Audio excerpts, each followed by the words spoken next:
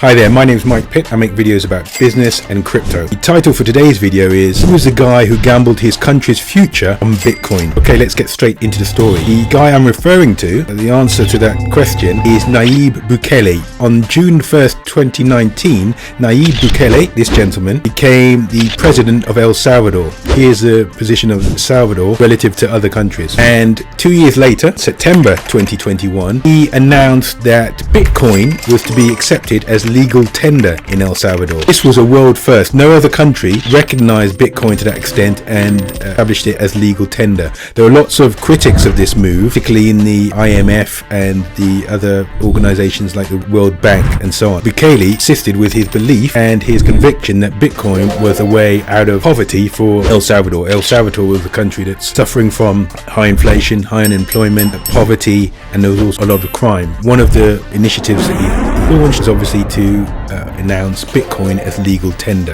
At the time that he announced Bitcoin was legal tender, September 2021, he also started purchasing Bitcoin on behalf of the government. By March 2023, March of this year, he had purchased 2,300 coin at an average price of $35,000 to $40,000. Now, let me just refer to some Bloomberg data from November 2022. According to Bloomberg, he had invested $105 million and the current value of that investment was $41 million.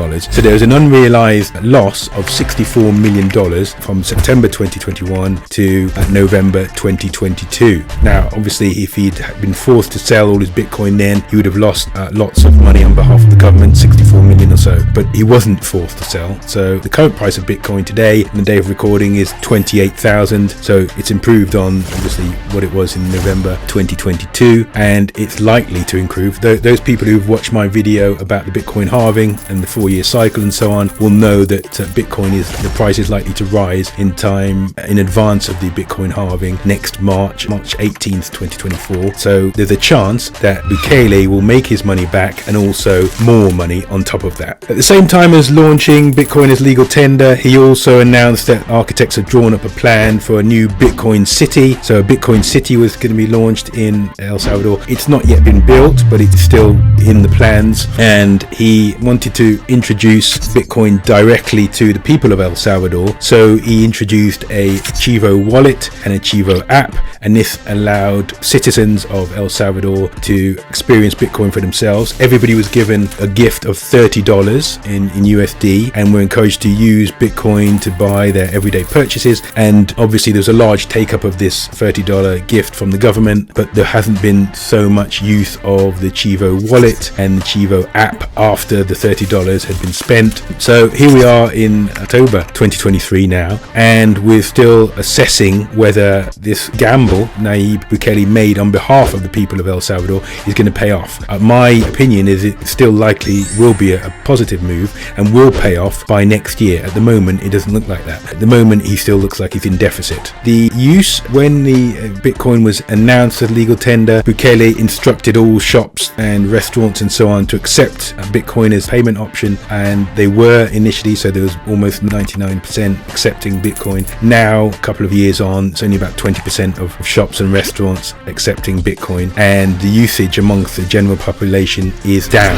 Tourism to El Salvador, because of the Bitcoin adoption and because of his enthusiasm and initiatives behind Bitcoin, tourism to El Salvador has gone up 80% compared to the period pre-2021 and pre the announcement of Bitcoin as legal tender. I mentioned earlier that there was a lot of criticism from the IMF and the World Bank and so on for Bukele adopting Bitcoin as legal tender, but he was able to answer his critics in January of this year when he made a debt repayment to the IMF of $800 million, and he paid that back on schedule as per plan. So there was no fault there from Bukele or from El Salvador. And just to touch on the opposition to Bukele worldwide, a lot of other countries, let's say in the developed nations in the West, have been very skeptical as to his adoption of Bitcoin because they can see how that would undermine the existing financial structures and the financial system of which they are very reliant upon. But Bitcoin is an opportunity for Bukele to improve improve the position of his country, and he's obviously a very patriotic man, and I think this will still prove beneficial in the long run. Thanks for watching this story of Nayib Bukele, the man who gambled his whole country's future on Bitcoin. I should say that he didn't spend all of the nation's finances on Bitcoin, of course.